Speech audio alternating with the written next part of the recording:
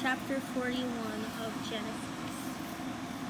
Then it came to pass at the end of the 2 years, that Pharaoh had a dream.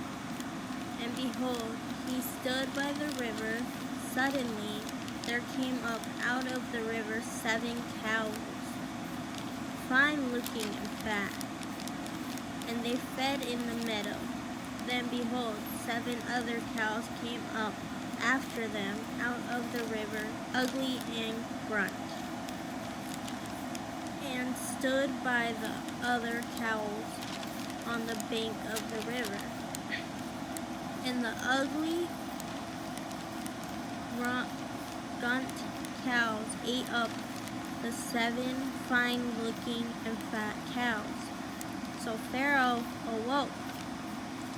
He slept and dreamed a second time, and suddenly 7 heads of grain came up on one stalk, plump and good. Then behold, 7 thin heads, blighted by the east wind, sprang up after them, and the 7 thin heads devoured the 7 plump and full heads. So Pharaoh awoke, and indeed it was a dream.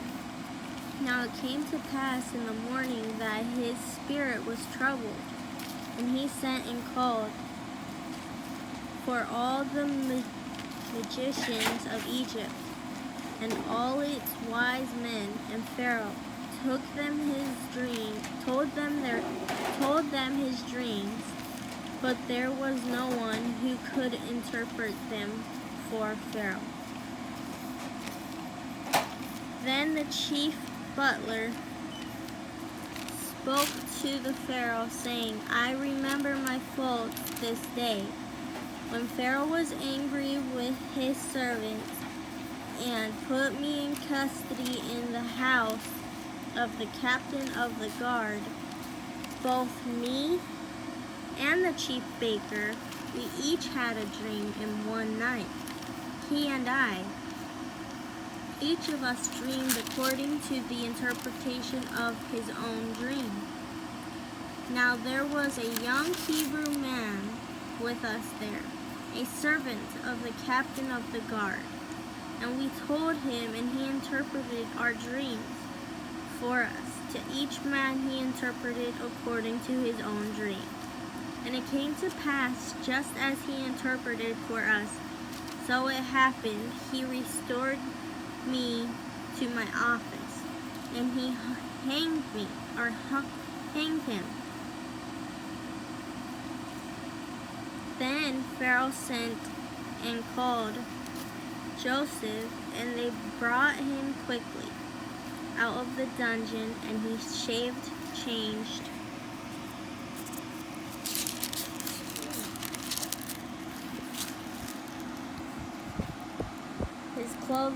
his clothing and came to Pharaoh. And Pharaoh said to Joseph, I have had a dream, and there is no one who can interpret it. But I have heard it said of you that you can understand a dream to interpret it. So Joseph answered Pharaoh, saying, It is not in me. God will give Pharaoh an answer of peace. Then Pharaoh said to Joseph, Behold, in my day I stood on the bank of the river. Suddenly 7 cows came up out of the river, and fine looking and fat, and they fed in the meadow. Then behold, 7 other cows came up after them, poor and very ugly and grunt, such ugliness as I have never seen in all the land of Egypt. And the grunt and ugly cows ate up the first 7 and fat cows. And the first 7, the fat cows. When they had eaten them up, no one would have known that they had eaten them, for they were just as ugly as at the beginning. So I awoke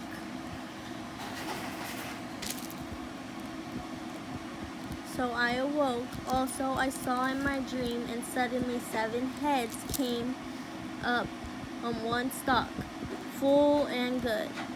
Then behold, 7 heads withered thin, and blighted by the east wind, sprung up after them, and the thin heads devoured the 7 good heads. So I told this to the magician, but there was no one who could explain it to me. Then Joseph said to Pharaoh, "The dreams of Pharaoh are one. God has shown Pharaoh what he is about to do. The 7 good cows are 7 years, and the 7 good heads are 7 years. And dreams are one. And the 7 thin and ugly cows which came up after them are 7 years.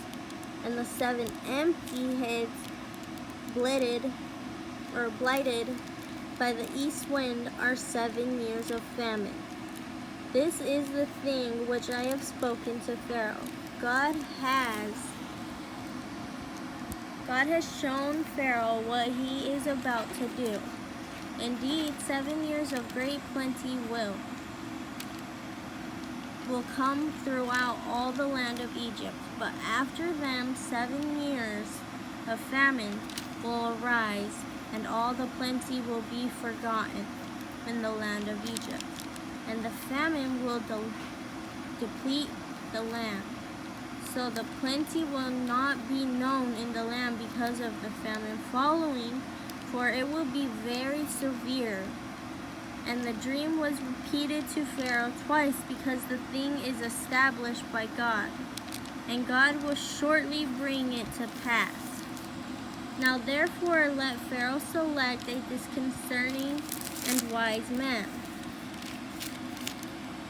and set him over the land of Egypt. Let Pharaoh do this, and let him appoint officers over the land to collect 1/5 of the produce of the land of Egypt in the 7 plentiful years. And let them gather all the food of those good years that are coming, and store up grain under the authority of Pharaoh, and let them keep food in the cities. Then that food shall be as a reserve for the land that food shall be as a reserve for the land for 7 years of famine, which shall be in the land of Egypt, that the land may not perish during the famine." Joseph's rise to power. So the advice was good in the eyes of the Pharaoh and in the eyes of all his servants. And Pharaoh said to his servant, "Can we find such a one as this, a man in whom is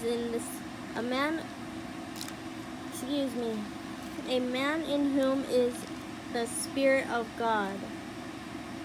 Then Pharaoh said to Joseph, "Inasmuch as God has shown you all this, there is no one as disconcerting and wise as you. You shall be over my house, and all my people shall be ruled according to your word. Only in regard to the throne will I be greater than you." And Pharaoh said to Joseph, "See, I have set you over all the land of Egypt." Then Pharaoh took his signet ring off his hand and put it on Joseph's hand. And he clothed him in garments of fine linen, and put a gold chain around his neck. And he had him ride in the 2nd chariot which he had. And they cried out before him, bowed the knee. So he set him over all the land of Egypt. Pharaoh also said to Joseph, "I am Pharaoh, and without your consent no man may lift his hand or foot in all the land of Egypt." And Pharaoh called Joseph's name Zaphaneth. I pronounced this so wrong. Panetha. That's so wrong. sorry. And he gave him as a wife Asenatha, the daughter of Potiphar, priest of On.